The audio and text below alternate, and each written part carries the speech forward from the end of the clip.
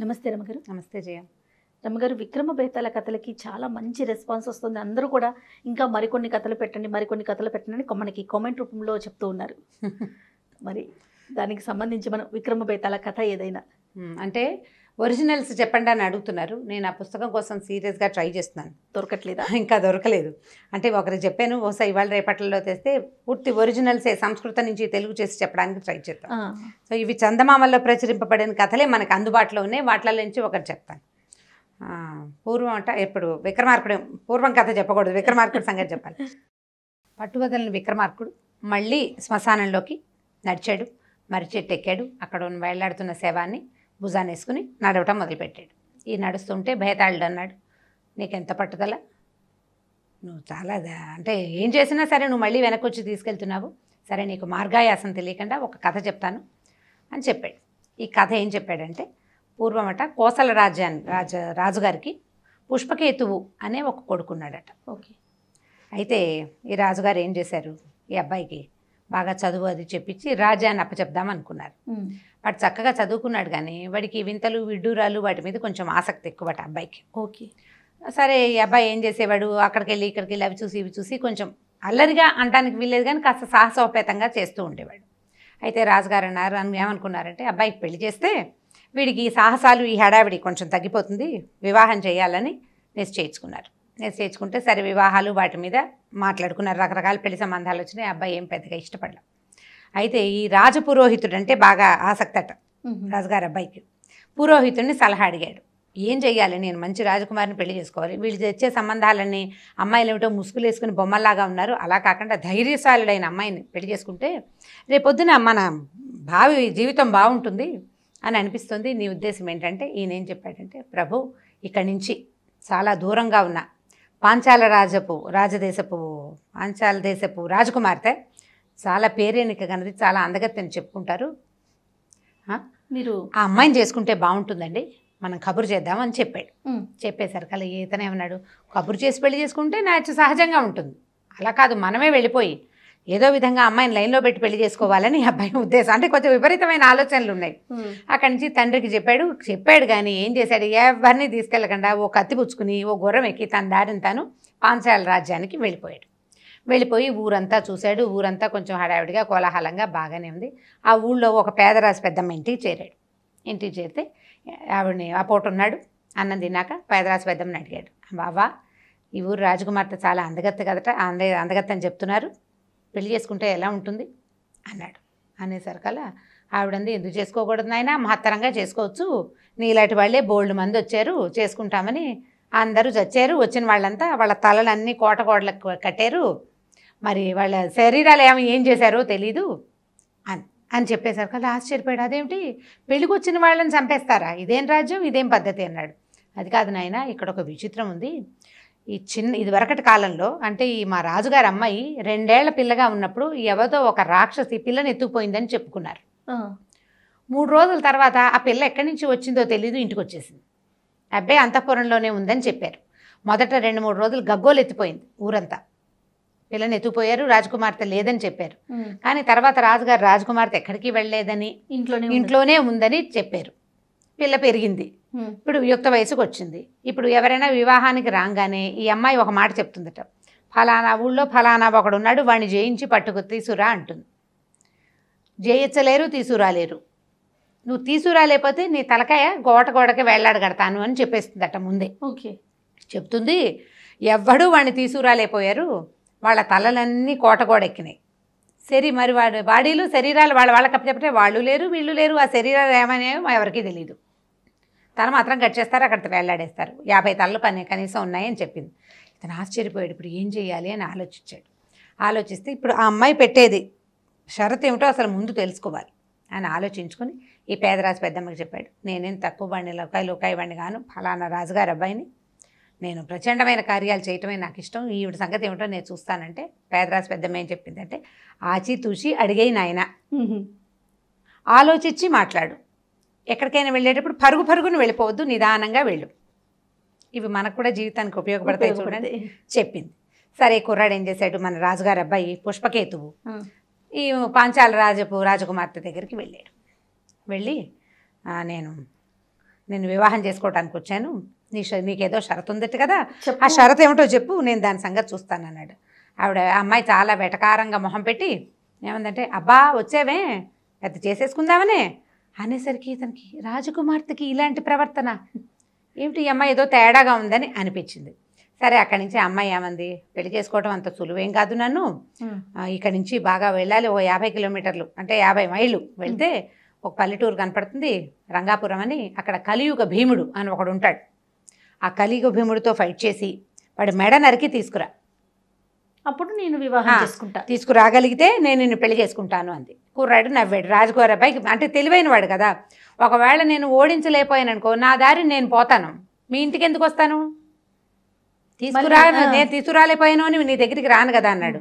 రాజకుమార్తె గోళ్ళు చూసుకుంటోంది కిందకి, చచ్చినట్టు వస్తావు నువ్వు అక్కడ ఓడిపోయావా, నువ్వు ఇక్కడికి రావాల్సిందే, నువ్వు గెలిచినా రావాలి, ఓడినా ఇక్కడికే వస్తావు, చచ్చినట్టు వస్తావు, నీకు ఇంకో వేరే దారి లేదంతే అనేసరికి అబ్బాయికి ఏమనిపించిందంటే, ఆచి తూచి అడిగేయి ఆలోచించు అందా. ఆలోచిస్తూ ఉంటే ఇక్కడ ఏదో ఒక మంత్రకట్టు లాంటిది ఉంది. అక్కడ ఓడిపోయిన వాడు ఓడిపోయాను అనుకుని వాళ్ళ ఇంటికి పరిగెత్తుకు పారిపోక మళ్ళీ ఇక్కడికి ఎందుకు వస్తాడు, మెడ నరికించుకోవడానికి ప్రత్యేకంగా ఎందుకు వస్తారు, ఎవరైనాను పారిపోతారు కదా, చంపేస్తారని తెలిసే, చచ్చిపోతామని తెలిసి కూడా పారిపోకుండా వస్తున్నారంటే ఇక్కడ ఏదో కిటుకుందని అనిపించింది. సరే అక్కడి నుంచి ఏం చేశాడు, నేను తెస్తాను లేకపోతే చూద్దామని చెప్పి వెళ్ళిపోయాడు. వెళ్ళాడు, గుర్రము కత్తి ఉన్నాయి కదా, కత్తి పుచ్చుకున్నాడు, గుర్రం ఎక్కాడు, ఆ రంగాపురం వెళ్ళాడు. వెళ్ళేసరికల్లా ఈ పల్లెటూరు కనపడింది. ఆ ఊరంతా నిర్మానుష్యమైన ఊరు, ఒక్క మనిషి పిట పురుగు లేరు, బోల్డని నీళ్లు ఉన్నాయి, అన్నీ ఖాళీగా ఉన్నాయి, ఒకే ఒక పెద్ద పూరిపాక లాంటిది, దాని చుట్టూతా బోల్డని చెట్లు కనపడ్డాయి. వీడేం చేశాడు, వాళ్ళ ఇంట్లోకి వెళ్ళాలి, ఆచితూచి అడిగేయమంది కదా, కాసేపు చూశాడు ఎవ్వరూ రాలేదు.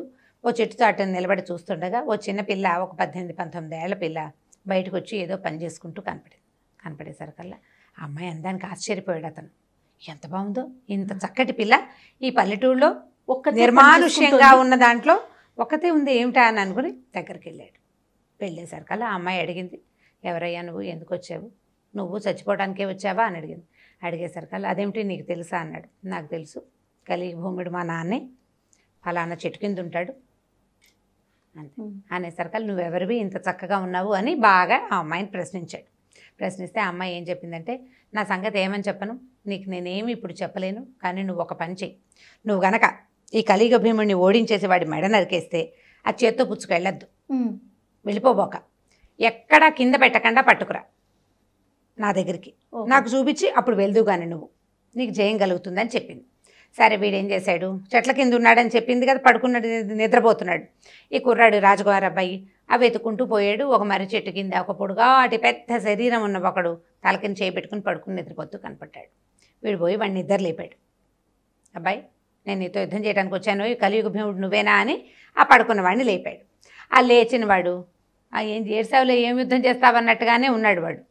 ఇద్దరు కలిసి యుద్ధం చేసేసరికల్లా వీడు కత్తి పెట్టి వాడి మెడ నరికేశాడు. సులువుగానే జరిగిపోయింది ఇది, ఏం కష్టపడలా వాడు, చిన్నపాటి యుద్ధంతో వాడు దొరికేశాడు, మెడ నరికేశాక ఆ తల పుచ్చుకున్నాడు. ఈ తల చేత్తో పుచ్చుకునేసరికల్లా 2 కాకులట భయంకరంగా అరుస్తూ ఈ కుర్రాడి మొహం మీదకి వచ్చినాయి. మామూలుగా సడన్గా పక్షి కేక వినపడితే మనం ఉలిక్కి పడతాం, అవును, పక్షి అరుపు వినపడేసరికల్లా సడన్గా జరిగితే కదా చిన్న టింగుమన్న శబ్దానికి కూడా మనం ఉలికిపాటుగానే ఉంటుంది. ఈ 2 కాకులు అరుస్తూ కావు కావు అంటే కాకి అరుపు కర్ణ కఠోరంగా ఉంటుంది. పైగా కాకి మొహం మీదకి మనకు పక్షి ఏదైనా దగ్గరలో ఎగిరితే మన మీదకే వచ్చిందన్న అదటు కలుగుతుంది మనుషులకి సహజంగా. ఈ 2 కాకులు మొహం మీదకి వచ్చేసేసరికల్లా వీడు ఉలిక్కిపడి 2 చేతులతో మొహం కప్పుకున్నాడు, ఈ తలను వదిలిపెట్టేశాడు.